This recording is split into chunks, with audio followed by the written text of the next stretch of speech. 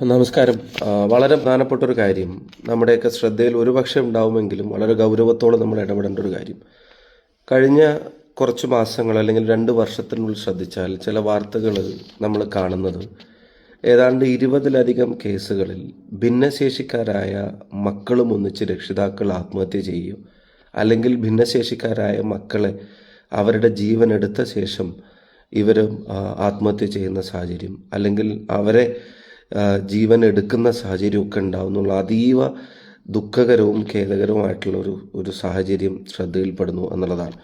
ഇപ്പം തിരുവനന്തപുരം മുതൽ കാസർഗോഡ് വരെയുള്ള ജില്ലകളിൽ ഇത്തരം ഇൻസിഡൻസ് റിപ്പോർട്ട് ചെയ്യപ്പെടുകയാണ്.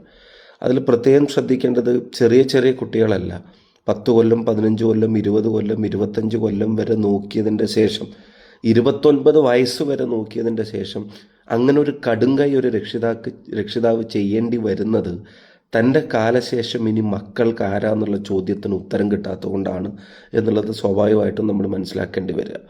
പ്രത്യേകിച്ച് ഇൻ്റലക്ച്വലി ഡിഫറൻറ്റേബിൾഡ് ആയിട്ടുള്ള മാനസികമായ പലതരത്തിലുള്ള ഭിന്നശേഷി പ്രശ്നങ്ങൾ അനുഭവിക്കുന്ന ആളുകളുടെ ആയിട്ട് ബന്ധപ്പെട്ട് അവർക്കുണ്ടാവുന്ന പ്രയാസങ്ങളാണ് ഏറ്റവും.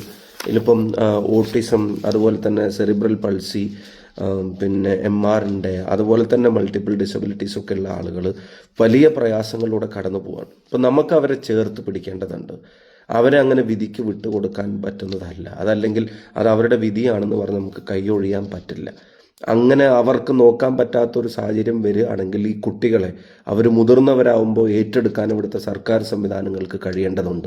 അതല്ലെങ്കിൽ അത് ചെയ്യാൻ ആഗ്രഹിക്കുന്ന NGOസിൻ്റെ കൂടെ നിൽക്കാൻ സർക്കാരിന് ബാധ്യതയുണ്ട്. ആ ബാധ്യത ഗവൺമെൻറ്റുകളെ ഓർമ്മപ്പെടുത്താനും അവരുടെ പ്രയാസങ്ങളിലേക്ക് പൊതുസമൂഹത്തിൻ്റെ ശ്രദ്ധയിലേക്ക് അത് വരാനും നമ്മളെല്ലാവരും കൂടി ഒരുമിച്ച് പരിശ്രമിച്ചേ പറ്റും. ഞാനിന്ന് സോഷ്യൽ ജസ്റ്റിസ് ഡിപ്പാർട്ട്മെൻറ്റിൻ്റെ ക്യാബിനറ്റ് മിനിസ്റ്ററെ ഞാൻ പാർലമെൻറ്റിൽ നേരിട്ട് പോയി കണ്ട് അദ്ദേഹത്തിൻ്റെ ശ്രദ്ധയിലേക്ക് ഈ കാര്യങ്ങൾ കൊണ്ടുവന്നിരുന്നു.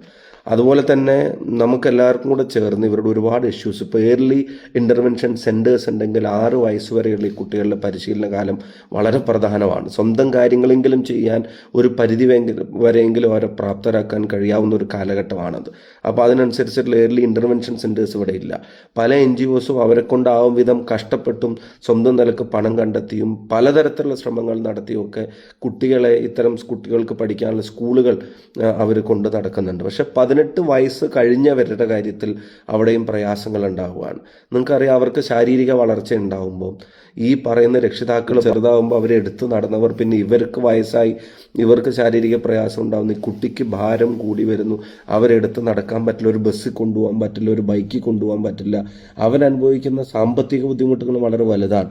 ഒരു മാസം 1600 രൂപയുടെ പെൻഷൻ അത് തന്നെ പലപ്പോഴും കൃത്യമായിട്ട് കിട്ടാതെ വരുന്ന ഒരു സാഹചര്യം. ഇവർക്ക് RPWD ആക്റ്റൊക്കെ വന്ന ശേഷം ഇവർക്ക് പ്രത്യേക പരിഗണന വേണമെന്ന് പറയുമ്പോൾ അവർക്ക് പ്രത്യേകിച്ച് പെൻഷൻ കൊടുക്കാൻ കഴിയുന്നില്ല. അതുപോലെ തന്നെ ഇവർ 24/7 കെയർ വേണ്ടവരാണ്. ചിലപ്പോൾ അമ്മയ്ക്ക് പുറത്തിറങ്ങാനേ പറ്റില്ല, അല്ലെങ്കിൽ അച്ഛന് പുറത്തിറങ്ങാനേ പറ്റില്ല.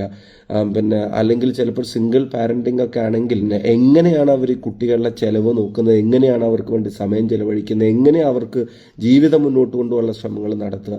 ഇവർക്കുള്ള ഹെൽത്ത് ഇൻഷുറൻസിൻ്റെ ആകെ പരിധി എന്ന് പറയുന്നത് 1 ലക്ഷം രൂപ എങ്ങാണ്ടാണ്.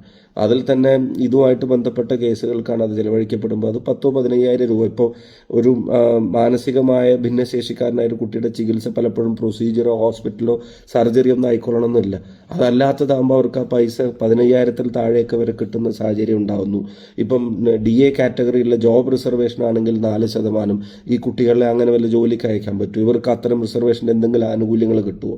അപ്പോൾ അവരുടെ കെയർ ഗീവേഴ്സിന് ഉൾപ്പെടെയുള്ള ആളുകൾക്ക് അതിൻ്റെ സംരക്ഷണം കൊടുക്കാവുന്ന ഒരു സാഹചര്യം ഉണ്ടാക്കേണ്ടതാണ്. ഇവർക്ക് UDID കാർഡ് വേണമെങ്കിൽ ക്ലിനിക്കൽ സൈക്കോളജിസ്റ്റുകൾ വേണം. നമ്മുടെ ജില്ലാ ആശുപത്രികളിൽ ഒഴികെ ഈ സർട്ടിഫിക്കറ്റ് അവർക്ക് കൊടുക്കാൻ കഴിയാവുന്ന ആളുകളുടെ സാന്നിധ്യം താലൂക്കിലോ ബ്ലോക്കിലോ അവർക്ക് ഓടിച്ചെല്ലാവുന്ന ഒരിടങ്ങളിലും അവർക്ക് ഉണ്ടാവുന്നില്ല. അപ്പം ഇനി തങ്ങളുടെ കാലശേഷം എന്ത് എന്നൊക്കെ ആലോചിച്ചിട്ട് ആശങ്കപ്പെടുന്ന ഈ സമൂഹത്തിനെ നമുക്ക് ചേർത്ത് പിടിക്കേണ്ടതുണ്ട്. അവർക്ക് പ്രതീക്ഷ കൊടുക്കേണ്ടതുണ്ട്. അവർക്ക് അങ്ങനെ ഒരു സാഹചര്യം വരുമ്പോൾ ആ കുട്ടികളെ സംരക്ഷണം സർക്കാർ സംവിധാനത്തിൻ്റെ അറിവോടെ ഏറ്റെടുത്ത് നടപ്പിലാക്കാൻ കഴിയാവുന്ന സംവിധാനങ്ങൾ ഇവിടെ കൂടുതൽ ആരംഭിക്കേണ്ടതുണ്ട്. അപ്പോൾ പാർലമെൻറ്റിനകത്തും പുറത്തും ഈ ഒരു ആവശ്യത്തിനെ ജനശ്രദ്ധയിലേക്കും ഭരണകൂടങ്ങളുടെ ശ്രദ്ധയിലേക്കും കൊണ്ടുവരാനുള്ള ഇടപെടലുകൾ നടത്താൻ ആഗ്രഹിക്കുകയാണ്. നിങ്ങളെല്ലാവരും ഈ ഒരു കാര്യത്തിൽ ഒരു പ്രഷർ ഗ്രൂപ്പായിട്ട് നിങ്ങൾ എല്ലാവരും കൂടെ ഉണ്ടാവണമെന്ന് അഭ്യർത്ഥിക്കുന്നു. അടുത്ത ദിവസങ്ങളിൽ പാർലമെൻറ്റിൽ ഇത് ഉന്നയിക്കാനുള്ള ഒരു ശ്രമം സീറോ ഓവറിലോ അല്ലാതെ കേട്ട് നടത്തുന്നുണ്ട്. പക്ഷേ അത് ലോട്ടൊക്കെ കിട്ടിയിട്ട് വേണം. പക്ഷേ മിനിസ്റ്ററുമായിട്ട് ഇന്ന് വിശദമായിട്ട് സംസാരിച്ചു. അപ്പോൾ അതിൻ്റെ തുടർ ഫോളോ അപ്പുകൾ ഉണ്ടാവും. നമുക്ക് ഒരാളും ഭിന്നശേഷിക്കാരായിട്ടുള്ള കുട്ടികളതിൻ്റെ പേരിൽ ഒരാളും ജീവനൊടുക്കുന്ന സാഹചര്യം നമുക്ക് ഇന്ത്യയിൽ എവിടെ ഉണ്ടാവാൻ പാടില്ല എന്ന് തന്നെ നമ്മൾ ആഗ്രഹിക്കുന്നത്. പ്രിയപ്പെട്ട രക്ഷിതാക്കളോടും ഒരു വാക്ക് പറയുന്നു. നിങ്ങൾ പൊന്നുപോലെ മക്കളെ നോക്കുന്നവരാണെന്ന് അറിയാം. നിങ്ങളുടെ ജീവിതം തന്നെ ഇതിനു വേണ്ടി ഒഴിഞ്ഞു വെച്ചവരാണെന്ന് അറിയാം. ഇനി എന്ത് എന്നുള്ള ഭാവിയിലേക്ക് ചിന്തിക്കുമ്പോൾ നിങ്ങളുടെ മനസ്സിൽ ഉയർന്നു വരുന്ന ആശങ്കകളെയും കൃത്യമായിട്ട് തിരിച്ചറിയുന്നുണ്ട്. അതിനെ എല്ലാവരും കൂടെ ചേർന്ന് ഈ പൊതുസമൂഹം ഒറ്റക്കെട്ടായി തന്നെ അതിനെ അഡ്രസ്സ് ചെയ്യും. ഞങ്ങളെല്ലാവരും നിങ്ങളുടെ കൂടെ ഉണ്ട് എന്നുള്ളത് ഉറപ്പുവരുത്താവുന്ന നടപടികളിലേക്ക് ഈ കാര്യങ്ങൾ നമുക്ക് എത്തിക്കാൻ പറ്റും. ഇത്രയും കാലം നിങ്ങൾ ചേർത്ത് പിടിച്ച നമ്മുടെ മക്കൾ, പ്രിയപ്പെട്ടവർ, അവരുടെ സംരക്ഷണ ഉത്തരവാദിത്തം അത് തീർച്ചയായിട്ടും ഏറ്റെടുക്കാൻ കഴിയാവുന്ന തരത്തിൽ തന്നെ അതിനുള്ള നിയമ സംവിധാനങ്ങൾ തീർച്ചയായിട്ടും ഇടപെടൽ നടത്തുമെന്ന് ഉറപ്പുവരുത്താനുള്ള പരിശ്രമം ആത്മാർത്ഥമായിട്ടുണ്ടാകും എന്നുകൂടെ നിങ്ങളെയും കൂടെ അറിയിക്കാൻ ആഗ്രഹിക്കുകയാണ്.